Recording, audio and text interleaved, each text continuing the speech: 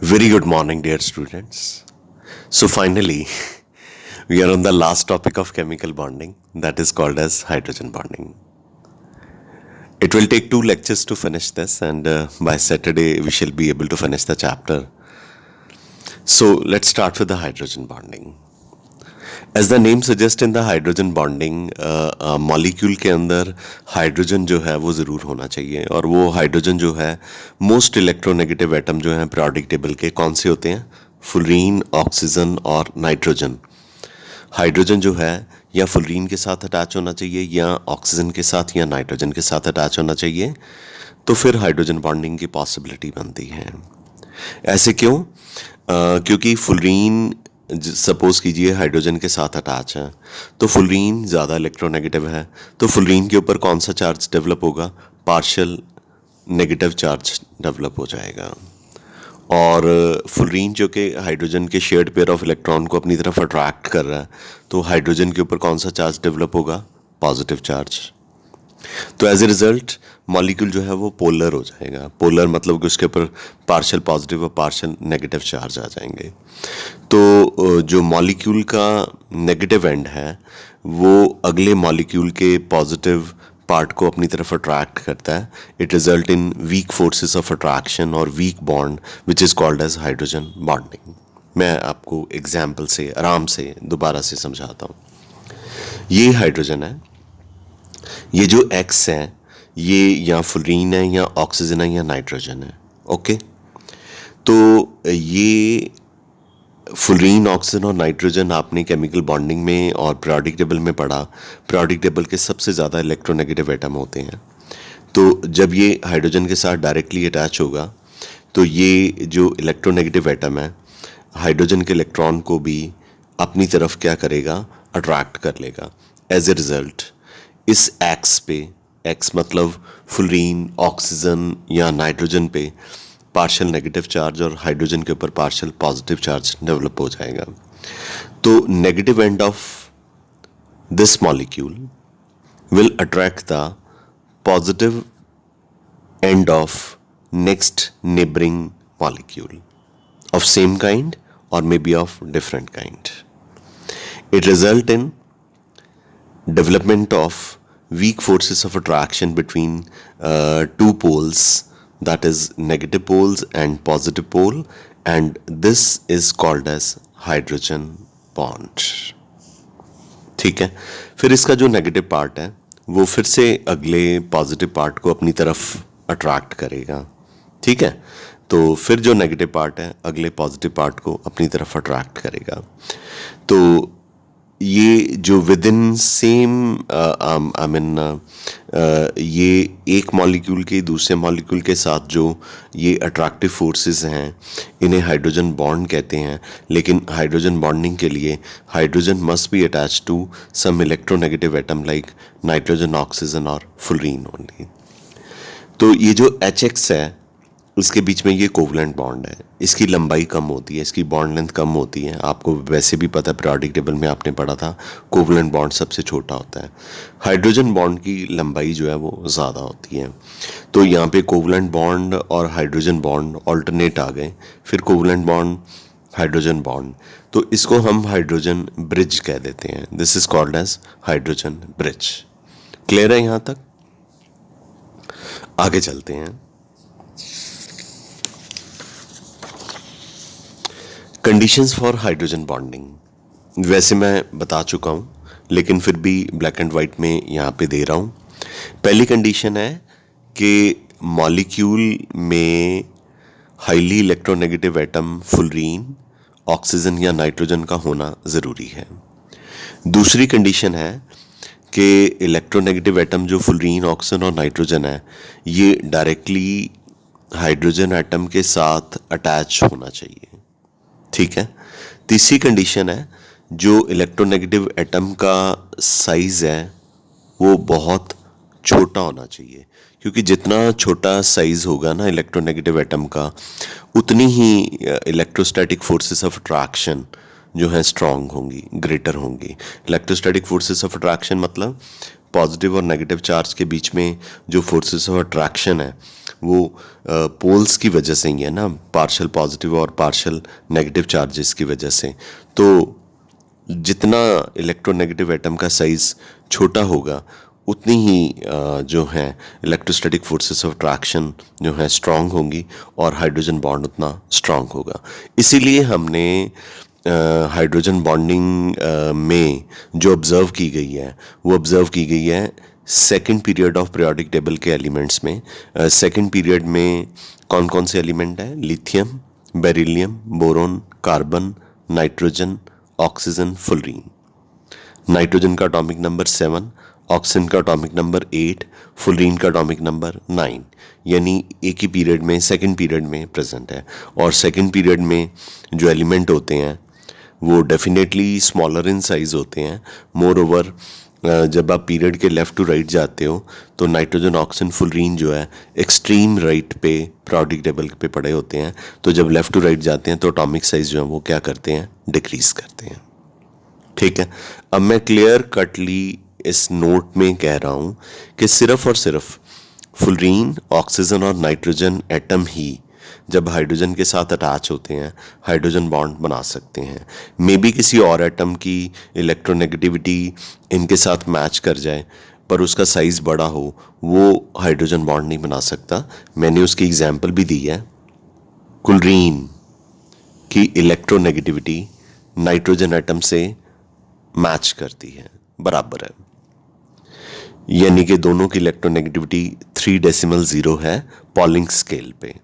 Polling scale के बारे में अगर नहीं याद तो अब पीरियोडिक टेबल का इलेक्ट्रोनेगेटिविटी टॉपिक निकाल के देखिए, उसमें बताया हुआ है। तो क्लोरीन और नाइट्रोजन दोनों की इलेक्ट्रोनेगेटिविटी 3.0 है। इनका कोई इलेक्ट्रोनेगेटिविटी का यूनिट नहीं होता, लेकिन उसके बावजूद भी क्लोरीन हाइड्रोजन बॉन्डिंग नहीं बना सकता। नाइट्रोजन जो है वो हाइड्रोजन बॉन्डिंग बना सकता है, because nitrogen is smaller in size and chlorine is bigger in size.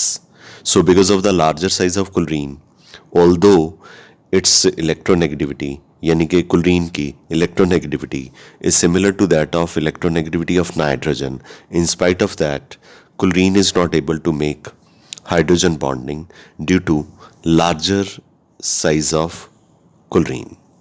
Got it बच्चा? तो आपको ये क्लियर हो गया कि हाइड्रोजन बॉन्डिंग के जो आउटलाइनिंग है या जो डेफिनेशन है मेरे ख्याल से आपको समझ लग गई होगी। अब मैं एग्जांपल देता हूँ, आपको और भी क्लियर हो जाएगा। तो जैसे ये मैंने हाइड्रोजन फ्लोराइड की पहली एग्जांपल दी है, तो मैंने जिगजैग बनाया हुआ है। ये मैंने डेलिबरेटली बनाया है कि आपको पता चल जाए कि एग्जैक्टली ये ऐसे होता है। आप अगर ऐसा नहीं करना चाहते, आप सीधा सीधा बनाना चाहते हो H F H F H F, जैसे पीछे एच एक्स बनाया हुआ था, दैट इज़ योर चॉइस। ये आपको बताने के लिए हाइड्रोजन फ्लोराइड लिक्विड स्टेट में होता है पर सॉलिड स्टेट में भी एग्जिस्ट करता है। लिक्विड स्टेट में भी इसमें हाइड्रोजन बॉन्डिंग होती है, सॉलिड स्टेट में भी होती है। ये गैस की फॉर्म में एग्जिस्ट नहीं करता। तो हम इसको सॉलिडिफाइड स्टेट में बॉन्ड एंगल और बॉन्ड लेंथ को ऑब्जर्व करते हैं तो देखते हैं कि ये एच एफ है। तो फुलरीन ने हाइड्रोजन के इलेक्ट्रॉन को अपनी तरफ अट्रैक्ट किया हुआ है। फुलरीन के ऊपर पार्शियल नेगेटिव चार्ज है, हाइड्रोजन के ऊपर पार्शियल पॉजिटिव। तो ये पॉजिटिव पार्ट जो है वो नेक्स्ट मॉलिक्यूल के नेगेटिव पार्ट की तरफ अट्रैक्ट होता है और इसकी बॉन्ड लेंथ ये हाइड्रोजन बॉन्ड है। डॉटेड लाइन के साथ जो दिखाए हुए हैं वो क्या है? हाइड्रोजन बॉन्ड है। यहाँ पे लिख देता हूँ, डॉटेड लाइंस represents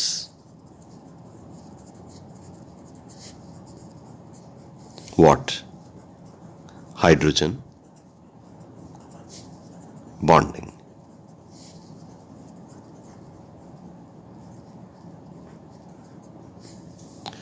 तो जो डॉटेड लाइन है वो हाइड्रोजन बॉन्डिंग को रिप्रेजेंट करती हैं और जो सॉलिड लाइन है वो कोवलेंट बॉन्ड है।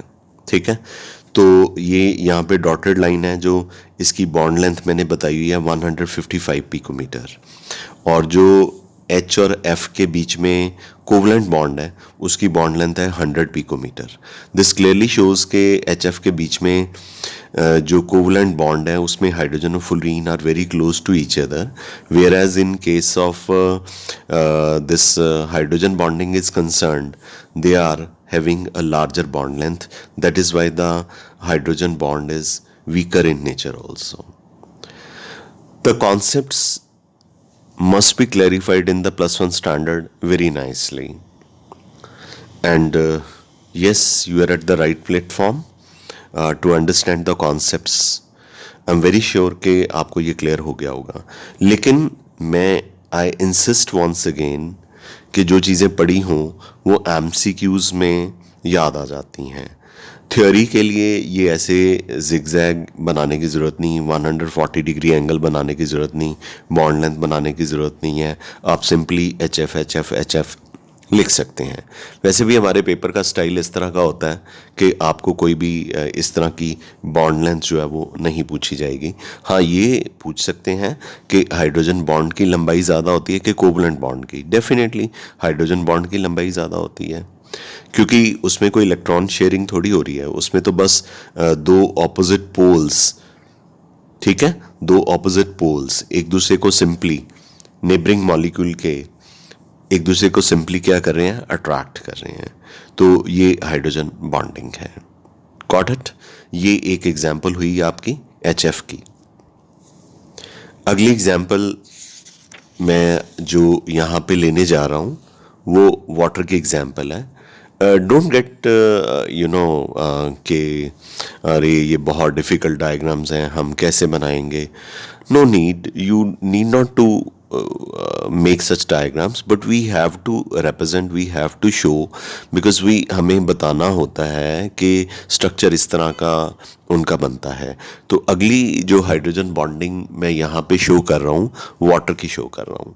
वाटर HOH होता है, फिर HOH है, फिर HOH है। बनाने का तरीका भी तो साथ में बता रहा हूँ, HOH HOH HOH HOH है। तो इसका जो डेफिनेटली इसको कौन अट्रैक्ट करेगा, ऑक्सीजन नेगेटिवली चार्ज जो है वो अपनी तरफ अट्रैक्ट करेगा, तो ये हाइड्रोजन बॉन्डिंग होगी। और इस H को भी ये ऑक्सीजन अपनी तरफ अट्रैक्ट करेगा, तो ये केज लाइक स्ट्रक्चर बन जाएगा, जो मैं आगे चल के दिखाऊंगा। पिंजरे जैसा केज लाइक स्ट्रक्चर बन जाएगा, पिंजरे जैसा, जो मैं कल के लेक्चर में आपको दिखाऊंगा। तो इसमें भी बॉन्ड लेंथ्स दी हुई हैं।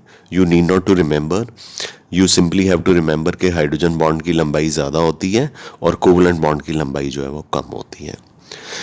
ऑक्सीजन के ऊपर 2 पार्शियल नेगेटिव चार्ज दिया हुआ है, because of the reason oxygen इस हाइड्रोजन के इलेक्ट्रॉन को भी अपनी तरफ अट्रैक्ट करती है और इस हाइड्रोजन के इलेक्ट्रॉन को भी अपनी तरफ अट्रैक्ट करती है और इस हाइड्रोजन को ही अपनी तरफ अट्रैक्ट कर लेती है। तो चूँकि इसके इलेक्ट्रॉन को भी अट्रैक्ट कर रही है और इसके इलेक्ट्रॉन को भी, इसलिए यहाँ पे -2 डाल्टा दिखाया हुआ है, यानी कि 2 नेगेटिव चार्ज यहाँ पे दिखाए हुए हैं। ये स्लाइट चार्जेस हैं, पार्शियल नेगेटिव चार्जेस हैं। जब डाल्टा यहाँ पे दिखा दें तो डाल्टा का मतलब यही होता है कि पार्शियल नेगेटिव चार्जेस हैं, यानी कि बहुत पूरे चार्जेस नहीं है। जैसे कैटायन और एनाइन में फुल पॉजिटिव नेगेटिव चार्जेस होते हैं, इट्स नॉट लाइक दैट। अगली एग्जांपल हाइड्रोजन बॉन्डिंग की I am taking place is ammonia.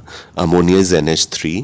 तो अमोनिया आपको पता है NH3 पिरामिडल स्ट्रक्चर होता है।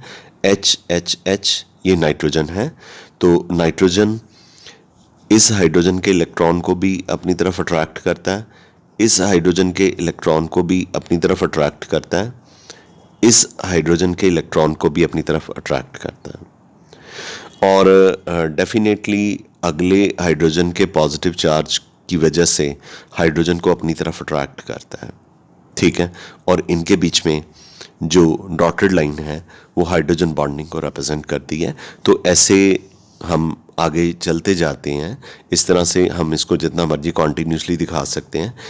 तो ये जो बॉन्डिंग की एग्जांपल फर्स्ट आपने पढ़ी HF की, दूसरी आपने पढ़ी वाटर की, तीसरी आपको पढ़ा रहा हूँ अमोनिया की, चौथी आपको पढ़ाऊंगा अल्कोहल की। Such type of bonding is intermolecular hydrogen bonding. Intermolecular hydrogen bonding में क्या होता है कि एक मॉलिक्यूल नेक्स्ट मॉलिक्यूल के साथ हाइड्रोजन बॉन्डिंग बनाता है। तो हाइड्रोजन बॉन्डिंग दो तरह की होती है, एक इंटर एक इंटरा। तो ये इंटर मॉलिक्यूलर हाइड्रोजन बॉन्डिंग है। इंटरा हमने सेकंड लेक्चर में लास्ट में पढ़ना है। ये इंटर मॉलिक्यूलर हाइड्रोजन बॉन्डिंग है। Inter molecular hydrogen bonding, I repeat again, इसमें एक मॉलिक्यूल का नेगेटिव पार्ट अगले मॉलिक्यूल के पॉजिटिव पार्ट को अपनी तरफ अट्रैक्ट करता है, फिर इसका नेगेटिव पार्ट अगले मॉलिक्यूल के पॉजिटिव पार्ट को अपनी तरफ अट्रैक्ट करता है। ठीक है, ये इंटर मॉलिक्यूलर हाइड्रोजन बॉन्डिंग की एग्जाम्पल है। आगे अल्कोहल है। अल्कोहल का जनरल फार्मूला आपने 10th स्टैंडर्ड में पढ़ा हुआ है। अगर नहीं पढ़ा तो ROH इसका फार्मूला होता है। R का मतलब होता है कि यहाँ पे कोई CH3 ग्रुप होता है या C2H5 ग्रुप होता है। आपने मीथेनॉल या इथेनॉल कुछ तो पढ़ा हुआ है 10th स्टैंडर्ड में। तो लेट अस अज्यूम कि ये CH3 है या R है। तो R कुछ भी हो सकता है, ये CH3 हो सकता है, ये CH2 CH3 हो सकता है, और इससे बड़ी चेन भी हो सकती है। तो लेकिन जैसे जैसे बड़ी चेन होती जाएगी तो हाइड्रोजन बॉन्डिंग का बनना थोड़ा मुश्किल हो जाएगा, क्योंकि वो बड़ी चेन इसको हाइड्रोजन बॉन्डिंग को नहीं बनने देगी। ये 12th स्टैंडर्ड में मैंने आपको पढ़ाना है अल्कोहल फिनोल में। ठीक है, अल्कोहल के ऊपर वो एक पूरा चैप्टर है, लेकिन क्यों ना बेसिक्स हम 11th स्टैंडर्ड से ही बनाने शुरू करें। तो अगर मैं चेन को R के कार्बन वाली चेन को 4 कार्बन की, 5 कार्बन की, 6 कार्बन की बनाता जाऊं तो वो इतना वे कर देगी, ऑक्सीजन के ऊपर इतना भार डाल देगी कि ऑक्सीजन हाइड्रोजन के साथ हाइड्रोजन बॉन्डिंग प्रॉपरली नहीं बना पाएगा। चलो, ये हम 12th स्टैंडर्ड में पढ़ेंगे, लेकिन मैंने आपको आउटलाइनिंग इसकी दे दी। तो अल्कोहल का जो नेगेटिव पार्ट है वो नेक्स्ट अल्कोहल के हाइड्रोजन पॉजिटिव पार्ट को अपनी तरफ अट्रैक्ट करता है, और ये हो गई हाइड्रोजन बॉन्डिंग। क्लियर? ये एक और एग्जाम्पल होगी आपके पास। अगली एग्जाम्पल जो मैं आपको देने जा रहा हूँ वो कार्बोक्सिलिक एसिड की है। कार्बोक्सिलिक एसिड आप लोगों ने पढ़ा हुआ है, ये चलो नहीं पढ़ा हुआ, लेट अस अज्यूम नहीं पढ़ा हुआ। इसका फॉर्मूला होता है RC≡OH। ये एक कार्बोक्सिलिक एसिड है। कार्बोक्सिलिक एसिड की खास बात है कि इसमें इंटरमॉलिक्यूलर हाइड्रोजन बॉन्डिंग में बहुत लंबी चेन नहीं बनती, सिर्फ 2 कार्बोक्सिलिक एसिड के मॉलिक्यूल आपस में इंटरमॉलिक्यूलर हाइड्रोजन बॉन्डिंग शो करते हैं। तो ये जो डबल बॉन्ड O है और ये OH है, तो जो अगला कार्बोक्सिलिक एसिड बनाओगे उसमें रिवर्स कर देना, उसमें C के साथ जो OH है वो ऊपर लिख देना और जो डबल बॉन्ड O है वो नीचे लिख देना, ताकि ये नेगेटिव पार्ट इस पॉजिटिव हाइड्रोजन को अपनी तरफ अट्रैक्ट करें और ये नेगेटिव पार्ट इस पॉजिटिव पार्ट हाइड्रोजन को अपनी तरफ अट्रैक्ट करे। तो कार्बोक्सिलिक एसिड एग्जिस्ट करता है as a dimer. As a dimer का मतलब है कि ये सिर्फ 2 मॉलिक्यूल के बीच में ही इंटरमॉलिक्यूलर हाइड्रोजन बॉन्डिंग बनती है, वो भी जब कार्बोक्सिलिक एसिड को बेंजीन में डालेंगे, वाटर में नहीं। वाटर में कार्बोक्सिलिक एसिड ब्रेक कर जाता है, डिसोशिएट कर जाता है, एसोशिएट नहीं करता, कंबाइन नहीं करता, इंटरमॉलिक्यूलर हाइड्रोजन बॉन्डिंग नहीं बनाता। वाटर में जब कार्बोक्सिलिक एसिड को डालते हैं तो ये डिसोशिएट कर जाता है। किताबों में ये सारी चीज़ें नहीं मिलेंगी पढ़ने के लिए, और ये मैं स्ट्रेस दे के कह रहा हूँ कि कार्बोक्सिलिक एसिड के बीच में हाइड्रोजन बॉन्डिंग तभी होती है जब कार्बोक्सिलिक एसिड को बेंजीन में डालते हैं। बेंजीन सॉल्वेंट एक्ट करता है। सॉल्वेंट मतलब जिसमें आप कोई चीज़ डिज़ोल्व करते हैं, जैसे कि वाटर में आप नमक को डिज़ोल्व करते हैं तो वाटर क्या है, सॉल्वेंट है, और नमक जो है वो क्या है, सल्यूट है। तो यहाँ पे कार्बोक्सिलिक एसिड सल्यूट है और बेंजीन सॉल्वेंट है। तो बेंजीन में डालोगे तो डायमर बनेगा। वैसे आप जब BSc क्लासेस में अगर केमिस्ट्री ऑप्ट आउट करते हो तो आपको ये नहीं बताएंगे सिर्फ कि डायमर बनता है, हेक्सामर भी बन सकता है। हालांकि आपकी किताबों में नहीं लिखा होगा, उन्होंने डायमर तक लिखा होगा, लेकिन मेरे बच्चों को पता होना चाहिए कि डायमर के अलावा ट्राइमर, टेट्रामर, पेंटामर, हेक्सामर भी बन सकता है। बड़ी अच्छी अमेजिंग सी रिंग्स बनती हैं, लेकिन आपने डायमर तक याद रखना है। ओके, ये हो गई कुछ एग्जाम्पल इंटरमॉलिकुलर हाइड्रोजन बॉन्डिंग की। आगे स्ट्रेंथ ऑफ हाइड्रोजन बॉन्ड बता रहा हूँ, यानी कि H और F के बीच में हाइड्रोजन बॉन्ड है तो उसको डिसोशिएट करने के लिए जो एनर्जी रिक्वायर्ड है that is approximately 42 kilo joule. Hydrogen और ऑक्सीजन के बीच में जो हाइड्रोजन बॉन्डिंग है इसको डिसोशिएट करने के लिए जो एनर्जी रिक्वायर्ड है अप्रॉक्सीमेटली 30 किलो जूल पर मोल। हाइड्रोजन और नाइट्रोजन को ब्रेक करने के लिए हाइड्रोजन और नाइट्रोजन के बीच में जो हाइड्रोजन बॉन्ड है उसको डिसोशिएट करने के लिए एनर्जी जो रिक्वायर्ड है that is approximately 12 kilo joule per mole. तो ये देखिए कैसे याद करना है। फ्लोरीन की इलेक्ट्रोनेगेटिविटी 4 होती है, ठीक है, ऑक्सीजन की 3.5 होती है, नाइट्रोजन की 3 होती है। जितनी ज़्यादा इलेक्ट्रोनेगेटिविटी होगी उतना हाइड्रोजन बॉन्ड जो है स्ट्रांग होगा। और एक और भी बड़ी इंटरेस्टिंग चीज़ है, 12 + 30 = 42। याद हो गया ना। तो किताब में लिखा होगा 41.8, 29.9, 11.7 like that. What I have done, I have written 12, 30, इसको 42 कर लो, दैट्स इट। ठीक है, तो MCQs में आएगा तो आपको अगर मैंने 42 सिखाया तो 41.8 या 41.9 लिखा होगा तो याद आ ही जाएगा ना कि 42 वैल्यू सर ने बताई थी। तो इस तरह से आप इनको याद कर सकते हैं। हाँ, ये ज़रूर याद करनी है। उसके बाद हाइड्रोजन बॉन्ड और कोवलेंट बॉन्ड के डिफरेंसेस हैं। हाइड्रोजन बॉन्ड आपको पढ़ा दिया हुआ मैंने अच्छी तरह से, अभी पढ़ाया। और हाइड्रोजन बॉन्ड में डायपोल डायपोल इंटरेक्शन होती है, यानी कि दो ऑपोजिट पोल एक दूसरे को अट्रैक्ट करते हैं। कोवलेंट बॉन्ड में म्यूचुअल शेयरिंग ऑफ इलेक्ट्रॉन होती है।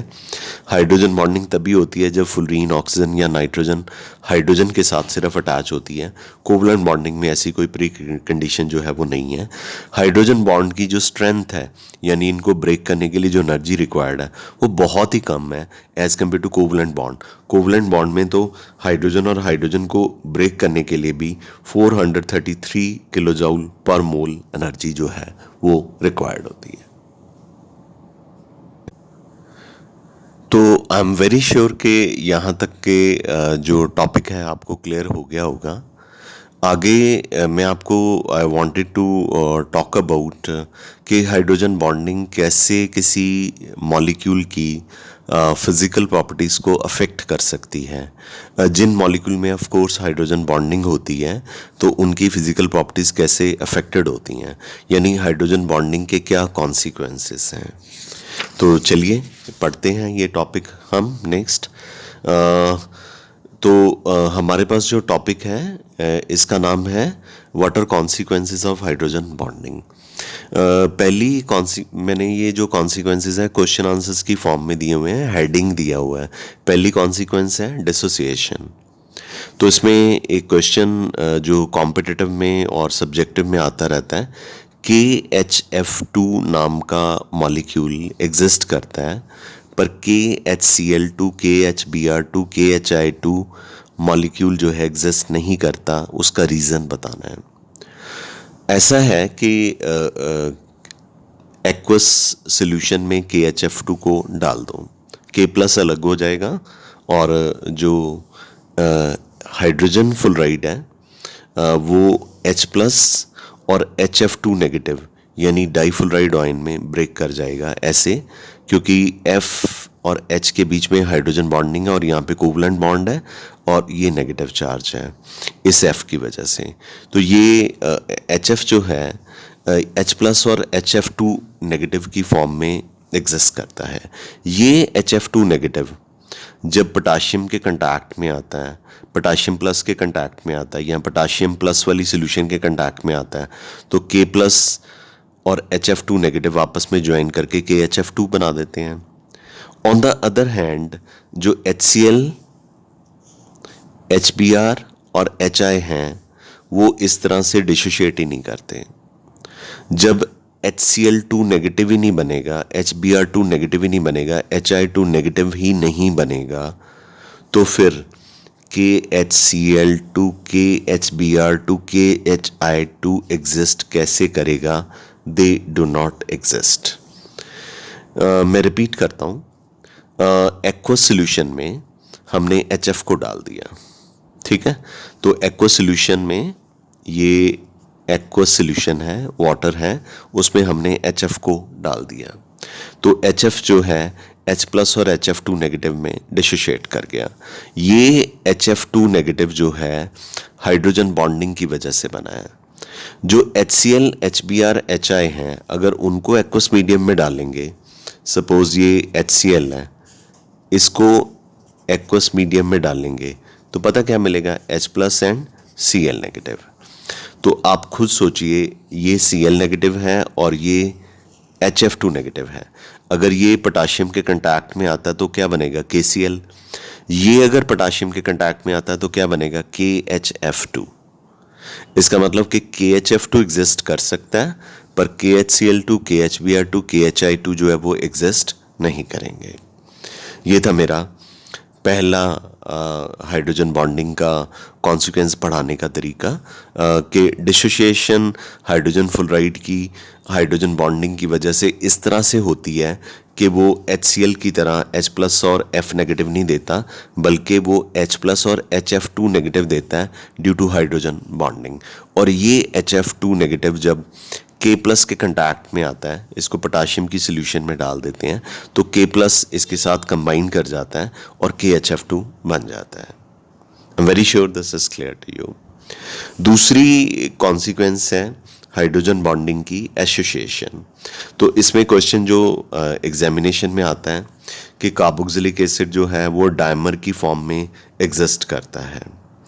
तो मैं वैसे पीछे पढ़ा चुका हूँ आपको कार्बोक्सिलिक एसिड के बारे में अच्छे से, लेकिन मैं यहाँ पे एग्जाम्पल एसिटिक एसिड की ले रहा हूँ।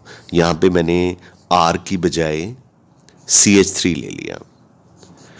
तो मैंने बताना है इसमें कि क्वेश्चन ये आता है कि जो एसिटिक एसिड है, ये एसिटिक एसिड है एक मॉलिक्यूल।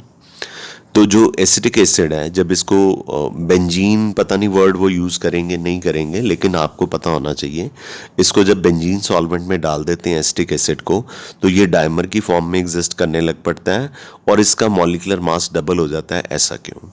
वेरी सिंपल, जब एक एसिटिक एसिड दूसरे एसिटिक एसिड के साथ ही कंबाइन करेगा, एक लंबी चेन नहीं बनाएगा, सिर्फ दो ही मॉलिक्यूल आपस में ज्वाइन करेंगे, तो डेफिनेटली इसका मॉलिक्यूलर मास डबल हो जाएगा। एक एसिटिक एसिड मॉलिक्यूल का जो मास है वो 60 होता है, ठीक है।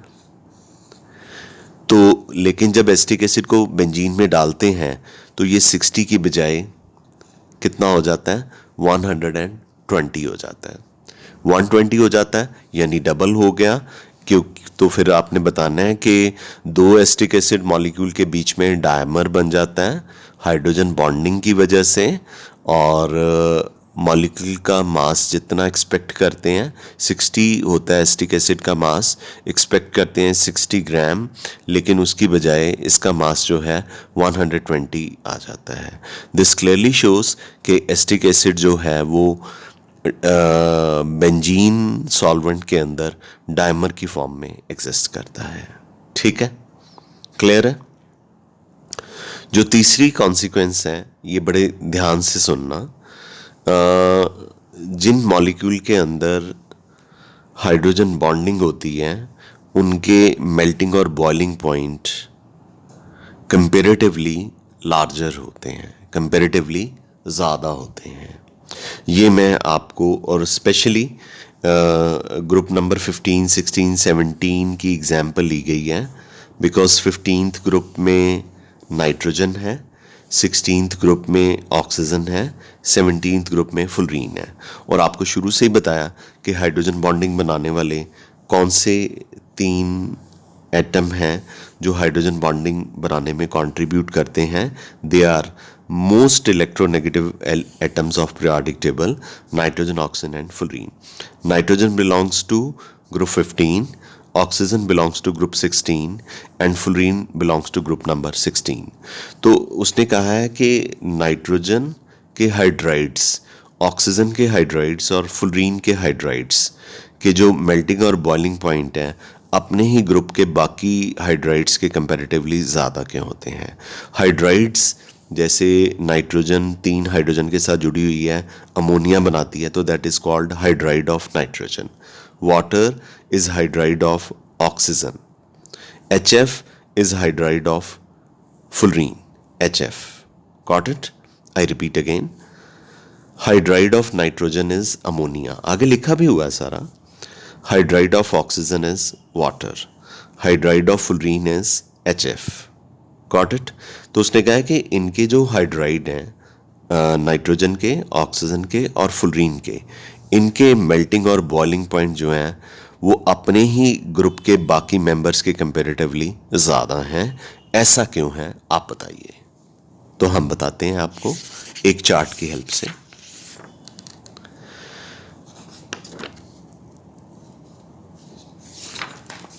तो चार्ट है मेरे पास. पहले ग्रुप नंबर 15 है.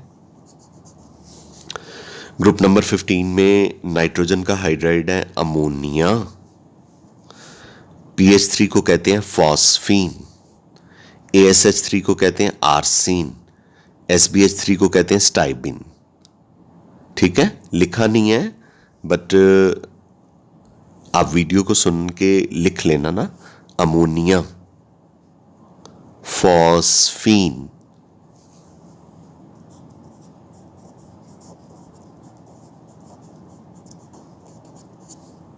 ठीक है, लिख दिया. अमोनिया आपको पता है. आर्सीन, स्टाइबीन. तो अमोनिया में हाइड्रोजन बॉन्डिंग होती है. आपको पता है कि सिर्फ अमोनिया में ही नाइट्रोजन लगा हुआ है और बाकी किसी में ना तो नाइट्रोजन है, ना ऑक्सीजन है, ना फुलरीन है. ये ग्रुप 15 के हाइड्राइड्स हैं. ग्रुप 15 के एलिमेंट कौन से होते हैं? नाइट्रोजन, फास्फोरस, आर्सेनिक, एंटीमनी और बिस्मिथ भी होता है. तो अब अमोनिया का मेल्टिंग पॉइंट देखिए 195 है.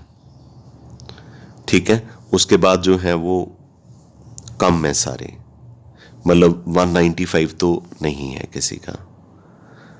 ठीक है, और ऐसे ही अमोनिया का बॉइलिंग पॉइंट जो है 293 है. उसके बाद डिक्रीज कर गया, फिर इंक्रीज कर गया, थोड़ा और इंक्रीज कर गया. ये भी मैं आगे चल के बताऊंगा. ये भी क्यूरियोसिटी मैं आपके माइंड में नहीं रहने दूंगा कि ऐसा क्यों है कि पहले मेल्टिंग और बॉइलिंग पॉइंट ज़्यादा हैं, फिर डिक्रीज कर गए एकदम से, फिर इंक्रीज कर गए. वो मैं आपको आगे ग्राफिकल रिप्रेजेंटेशन की हेल्प से बताता हूँ. ठीक है, क्योंकि सारा इंतजाम किया हुआ नोट्स में. ठीक है, तो ये ग्रुप नंबर 15 के हाइड्राइड्स थे. ग्रुप नंबर 16 के हाइड्राइड्स हैं वाटर. पहले देखिए ग्रुप नंबर 16 में होता क्या है. ऑक्सीजन होता है, सल्फर होता है, सेलेनियम होता है, टेलूरियम होता है. इसे वाटर इसे हाइड्रोजन सल्फाइड आपको पता है. इसे हाइड्रोजन सेलेनियम कहते हैं, इसे हाइड्रोजन टेलूरियम कहते हैं. तो वाटर का मेल्टिंग और बॉइलिंग पॉइंट जो है वो ज़्यादा है, फिर डिक्रीज़ कर गया, फिर उसके बाद इंक्रीज़, फिर और इंक्रीज़, फिर डिक्रीज़ कर गया, यहाँ पे डिक्रीज़ कर रहा है, फिर उसके बाद क्या कर रहा है? इंक्रीज़ कर रहा है. ये मैं इस चार्ट, इस ग्राफिकल रिप्रेजेंटेशन की हेल्प से आपको बताऊंगा ऐसा क्यों होता है. ग्रुप नंबर 17 हैलोजेंस का होता है. Fluorine, chlorine, bromine and iodine. इसके hydrides HF, HCl, HBr, HI. सिर्फ HF में हाइड्रोजन बॉन्डिंग होती है, तो इसके मेल्टिंग और बॉइलिंग पॉइंट जो है वो सबसे ज़्यादा हैं. बाकी फिर डिक्रीज़, जैसे यहाँ पे बताया था, यहाँ तक क्या करेंगे? डिक्रीज़ करेंगे. उसके बाद फिर से क्या करेंगे? इंक्रीज़ करेंगे. ये जो चीज़ है मैं आपको डेलिब्रेटली बताने जा रहा हूँ. जो मैं अमोनिया जो मैं ग्रुप 15 के हाइड्राइड के लिए बताऊंगा वो एप्लीकेबल होगी ग्रुप 16 और 17 के लिए भी. देखिए ये इस तरफ मैंने मेल्टिंग पॉइंट लिखा है और हाइड्राइड लिख दी है ग्रुप नंबर 15 के. अमोनिया का मेल्टिंग पॉइंट सबसे ज़्यादा क्योंकि इसमें हाइड्रोजन बॉन्डिंग है और इसका साइज छोटा है. फिर एकदम से अब्रप्टली डिक्रीज हो गया. फॉस्फीन का मेल्टिंग और बॉइलिंग पॉइंट डिक्रीज कर गया. उसका रीज़न है कि इसमें हाइड्रोजन बॉन्डिंग नहीं है. चलो अंडरस्टैंडेबल. उसके बाद फिर क्यों इंक्रीज कर गया? आप देख रहे हो कि साइज मैंने मॉलिक्यूल के बड़े किए हुए हैं. तो जब फॉस्फीन से आर्सिन पे जाते हैं ना, तो मॉलिक्यूल का साइज इंक्रीज कर जाता है। तो जैसे जैसे मॉलिक्यूल का साइज इंक्रीज करता है ना, इनके अंदर एक फोर्सेस ऑफ अट्रैक्शन होती हैं, वॉन डर वाल फोर्सेस ऑफ अट्रैक्शन। तो उनकी वजह से आर्सिन और आर्सिन के मॉलिक्यूल एक दूसरे को अट्रैक्ट करते हैं, तो इनका मेल्टिंग और boiling point molecular size increase करने की वजह से थोड़ा इंक्रीज कर गया, और स्टाइबिन पे जाते हुए साइज और इंक्रीज कर गया। तो इनके स्टाइबिन और स्टाइबिन के जितने भी मॉलिक्यूल कंटेनर में पड़े होते हैं, उनके बीच में जो वॉन डर वाल फोर्सेस ऑफ अट्रैक्शन होती हैं वो भी काफ़ी ज़्यादा होती हैं। तो फिर इनके भी मेल्टिंग और बॉइलिंग पॉइंट जो है वो क्या करते हैं, इंक्रीज़ करते हैं, लेकिन अमोनिया के कंपैरेटिवली फिर भी लेसर रह जाते हैं। इसका मतलब कि पहले डिक्रीज़ होगा अब्रप्टली, फिर स्लाइटली क्या होगा, मेल्टिंग और बॉइलिंग पॉइंट में इंक्रीज़ होगा। 12th स्टैंडर्ड का क्वेश्चन है, 11th के MCQs में है, इसलिए मैंने आपको अच्छे से करवा दिया। आई एम वेरी श्योर कि आपको ये क्लियर हो गया होगा। ठीक है बच्चा, क्लियर है? क्या बताया मैंने? अमोनिया का मेल्टिंग और बॉइलिंग पॉइंट या वाटर का। अब ये ग्राफ 3 बार क्यों बनाऊं मैं? क्योंकि यहाँ पे मुझे वाटर लिखना था, फिर H2S लिखना था, फिर H2SC लिखना था, फिर H2TE। बननी तो वही चीज़ थी। फिर बॉइलिंग पॉइंट के लिए भी सेम ही ग्राफ बनना था, तो एक ही बना देते हैं। अमोनिया का साइज़ देखो कितना छोटा है, और उसमें हाइड्रोजन बॉन्डिंग होती है, इसलिए इसका मेल्टिंग और बॉइलिंग पॉइंट सबसे ज़्यादा होता है। फिर अब्रप्टली मेल्टिंग पॉइंट डिक्रीज कर गया फॉस्फिन पे, क्योंकि इसमें हाइड्रोजन बॉन्डिंग नहीं है। फिर स्लाइटली मेल्टिंग और बॉइलिंग पॉइंट इंक्रीज करते हैं, क्योंकि मॉलिक्यूल का साइज इंक्रीज करता है। मॉलिक्यूल का साइज इंक्रीज करने से वॉन डर वाल फोर्सेस ऑफ अट्रैक्शन इंक्रीज करती हैं, और उनकी वजह से इनके मेल्टिंग और बॉइलिंग पॉइंट भी धीरे धीरे क्या करते हैं, इंक्रीज करते हैं। I am very sure this is clear to you. Next आ जाते हैं सॉलिबिलिटी पे। तो वो सब्सटेंसेस वाटर के अंदर सॉलिबल होते हैं जो वाटर के अंदर हाइड्रोजन बॉन्डिंग बनाते हैं। जैसे ये वाटर है, ये वाटर है, ये वाटर के हाइड्रोजन पे पॉजिटिव चार्ज है और ऑक्सीजन के ऊपर नेगेटिव चार्ज है। ये अल्कोहल है, ठीक है। ये ऑक्सीजन के ऊपर नेगेटिव चार्ज है, हाइड्रोजन के ऊपर पॉजिटिव चार्ज है। तो वाटर के अंदर alcohol is highly soluble because of the reason कि इनके अंदर भी इंटर मॉलिकुलर हाइड्रोजन बॉन्डिंग है, यानी वाटर का जो नेगेटिवली चार्ज ऑक्सीजन है अल्कोहल के पॉजिटिवली चार्ज हाइड्रोजन को अपनी तरफ क्या करता है, अट्रैक्ट करता है। इसी तरह से अल्कोहल का जो नेगेटिवली चार्ज ऑक्सीजन है वो वाटर के पॉजिटिवली चार्ज हाइड्रोजन को अपनी तरफ क्या करता है, अट्रैक्ट करता है। तो इस तरह से वाटर और अल्कोहल के बीच में हाइड्रोजन बॉन्डिंग बन जाती है, इसलिए alcohol is highly soluble in water. जो शराबी होते हैं, जो अल्कोहलिक होते हैं, वो शराब में पानी को, लिकर के अंदर वाटर को, सोफिस्टिकेटेड हो जाऊं थोड़ा, अच्छा ठीक है, जो लोग अल्कोहलिक होते हैं तो जब वो अल्कोहल को पीते हैं तो फिल्मों में तो दिखाते हैं ऐसे पी जाते हैं नहीं, ऐसे नहीं होता नॉर्मल लाइफ में मेरे ख्याल से शायद। तो उसमें वाटर या सोडा या लाइक सॉफ्ट ड्रिंक्स वगैरह डालते हैं, तो वाटर ही डाला ना उन्होंने एक तरह से, तो अल्कोहल उसके अंदर सॉल्युबल होती है। अल्कोहल तैर के ऊपर थोड़ी आ जाती है स्विम करके, बिकॉज ऑफ द रीज़न कि अल्कोहल वाटर के साथ हाइड्रोजन बॉन्डिंग बनाती है, तो इसलिए alcohol is highly soluble in water. तो आगे मैंने बताया कि ज़्यादातर ऑर्गेनिक मॉलिक्यूल वाटर के साथ कोई हाइड्रोजन बॉन्डिंग नहीं बनाते, इसलिए they are not soluble in water. I am very sure this is clear to you. Got it बच्चा? तो आज के लिए हम इतना करते हैं, बाकी हम कल की वीडियो में करेंगे। Thank you. I am very sure you have understood this lecture very nicely, and in case you have any problem you can talk to me directly. Thanks to all, and God bless you all. Have a great day. Thank you.